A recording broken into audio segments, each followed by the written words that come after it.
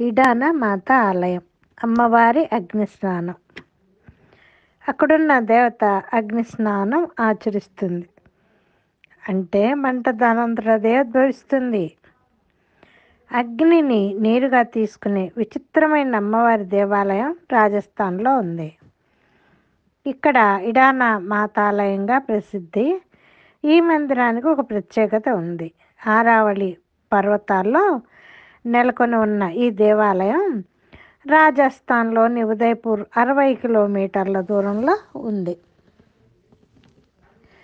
పైన రూఫ్ లేకుండా నిర్మించిన ఈ ఆలయం చతురస్రాకారంలో ఉంది. ఇడాన ఉదయ్పూర్ మేవాల్ మహారాణి పేరు మీదున్న ఈ ఆలయానికి చుట్టుపక్కల ఎంతో ప్రసిద్ధి కాంచింది.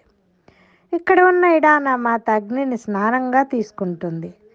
నెలకి 2-3 సార్లు అమ్మవారు ఇలాంటి స్థితిలో ఉంటుందని అక్కడ స్థానిక ప్రజలు చెప్తున్నారు. మంట దానంతట అదే మండుతుంది. దేవాలయంలోని అమ్మవారి విగ్రహం తప్ప అక్కడున్న ప్రతి వస్తువు అగ్నికి ఆహుతైపోతుంది. ఈ పరమ పవిత్రమైన దృశ్యాన్ని చూసేందుకు భక్తులు తండోపతండాలుగా ఇచ్చేస్తూ ఉంటారు. మనం ఇప్పుడు మాట్లాడుకుంటున్న మంట ఎలా వస్తుందో తెలుసుకునేందుకు ఎంతోమంది ఎన్ని రకాల పరిశోధనలు చేసినా ఫలితం లేకపోయింది. ఇంతవరకు ఈ మిస్టరీని కనిపెట్టలేకపోయారు. ఆలయంలో మంట మండుతున్నప్పుడు అమ్మవారి అలంకరణ మినహా మిగతా ఏమీ నాశనం కాదని ప్రత్యేకంగా చూసిన భక్తులు చెప్తున్నారు. అందుకే ఈ మంటను చూసి అమ్మవారు అగ్ని స్నానం ఆచరిస్తుందని భక్తులు నమ్ముతారు. ఈ మంటల కారణంగా అక్కడ ఆలయాన్ని విస్తృతపరచలేదు. ఈ మంటలను ప్రత్యేకంగా చూసేవారికి సకల పాపాలు హరించిపోతాయిట. అదృష్టంతో పాటు పుణ్యం చేకూరుతుందని విశ్వసిస్తుంటారు. అంతేకాకుండా కోరుకున్న కోరికలు తీరుతాయని నమ్మకం. ఈ ఆలయానికి ఉన్న ప్రత్యేక గుర్తింపు వల్ల ఎక్కువ సంఖ్యలో భక్తులు హాజరవుతూ ఉంటారు. ముఖ్యంగా పక్షవాతం, మానసిక ఆందోళనలకు గురవుతున్న ప్రజలు రోగ విముక్తి కోసం ఇక్కడికి వచ్చి అమ్మవారి ఆశీర్వాదాలు పొందుతారు.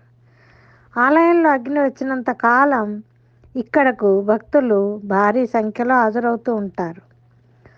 ముఖ్యంగా దగ్గరలో ఉన్న గ్రామస్తులు భారీ సంఖ్యలో వస్తుంటారు. ఇక్కడున్న అమ్మవారి స్వయంగా జ్వాలాదేవి రూపాన్ని ఆవహించిందని ఇడాన దేవాలయంలో పూజారులు చెప్తూ ఉంటారు అన్నమాట. అంతేకాకుండా ఈ ఆలయంలో వచ్చే మంట దాదాపు 10 నుంచి 20 అడుగుల వరకు ఉంటుంది. ఇక్కడికి వచ్చే భక్తులు అమ్మవారి అగ్నిని చూడటమే కాకుండా అక్కడున్న ప్రతి శూలాన్ని పూజిస్తారు.